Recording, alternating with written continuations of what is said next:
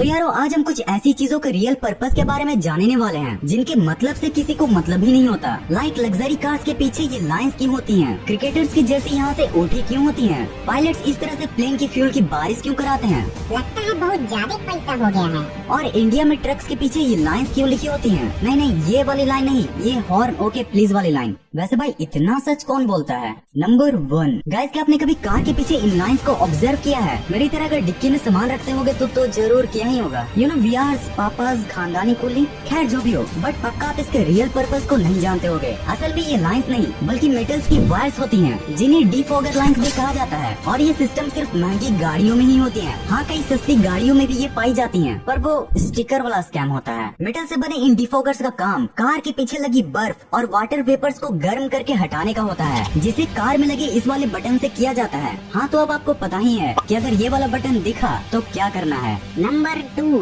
Guys, अगर आपने plane को ध्यान से ऑब्जर्व किया होगा तो आपने कभी न कभी प्लेन में लगे इन रंग बिरंगे लाइट्स को तो जरूर देखा ही होगा। मगर क्या आपने कभी सोचा है कि इनका रियल पर्पस क्या है? एक बार मेरे पापा ने भी ये सवाल मुझसे पूछा था और मेरे न बताने पर बोले थे, जा पूछ क्या। दरअसल इनको नेविगेशन लाइट्स कहा जाता है, जिनको रात के समय में प्लेन के डायरेक्शन को पता करने के लिए यूज किया जाता है। रेड वाली लाइट प्लेन के लेफ्ट साइड में होती है और वहीं ग्रीन वाली राइट साइड में। और इन दोनों लाइट के साथ एक व्हाइट लाइट भी होती है जो कि प्लेन के पिछवाड़े में प्रेजेंट होती है। वैसे पिछवाड़ा गलत वर्ड नहीं है, बस टीचर्स ने इसे समझ गए ना, मतलब तुम लोग समझदार आदमी हो।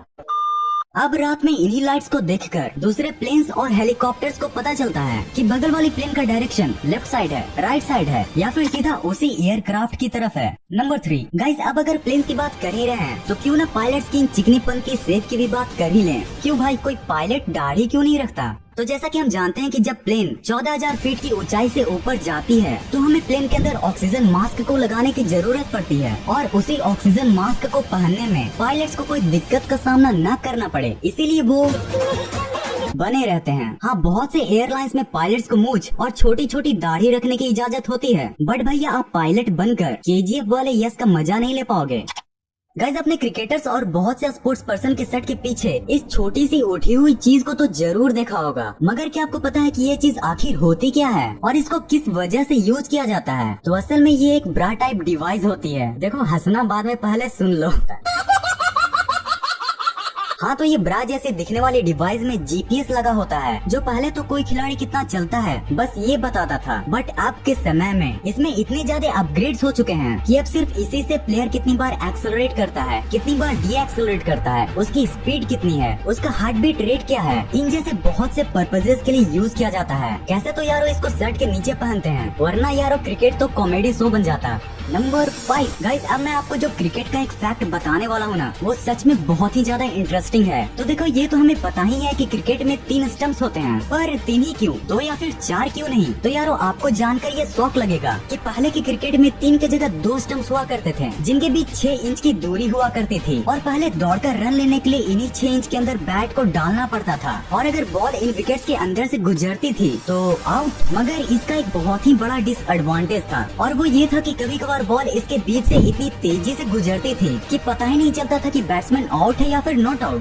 और इसी प्रॉब्लम के सॉल्यूशन के रूप में 2 की जगह 3 स्टंप्स को इंट्रोड्यूस किया गया। वैसे तो हम जो क्रिकेट खेलते हैं उसमें तो आज भी 2 ही स्टंप्स यूज होते हैं, तीसरे स्टंप से अच्छा बॉल न खरीद लेंगे। नंबर 6 अगर आप स्काई स्क्रैपर्स वाले बिल्डिंग के फैन होंगे और अगर आपको इन बिल्डिंग्स के सीक्रेट को जानना बहुत पसंद है तो ये वाला फैक्ट सिर्फ आप ही के लिए है कि आप जानते हो कि ये ऊंची ऊंची इमारतों में ये खाली फ्लोर्स को क्यों दिया जाता है? यार फ्लोर को खाली रखने में उन्हीं का तो नुकसान होता है, पर गाइस फायदा भी तो तब होगा ना जब वो बिल्डिंग कॉन्ट्रैक्ट से बच पाएंगे। दरअसल इन स्काई स्क्रैपर्स को बनाने से पहले एक बिल्डिंग कॉन्ट्रैक्ट को बनाया जाता है जिसमें स्काई स्क्रैपर्स की नंबर ऑफ फ्लोर्स की लिमिट को बता दी जाती है। अब इसी नंबर ऑफ फ्लोर की लिमिट से बचकर अपने स्काई स्क्रैपर्स को और ऊंचा दिखाने के लिए उनके मालिक इन फ्लोर्स को खाली छोड़ देते हैं। और दूसरा रीजन ये भी है कि ये खाली फ्लोर्स बिल्डिंग में लगी आग को भी फैलने से रोकते हैं। नंबर 7 अच्छा, आप जस्ट इमेजिन करो कि आप और आपका फ्रेंड बहुत संघर्ष करके एक पायलट बन गए। अब जब कैबिन में आप दोनों के लिए खाना आता है तब आप ऑब्जर्व करते हो कि आपके साथ तो भेदभाव हो रहा है। जहाँ आपके फ्रेंड को खाने के लिए पनीर टिक्का मिला, वहीं आपको सड़ा हुआ दलिया।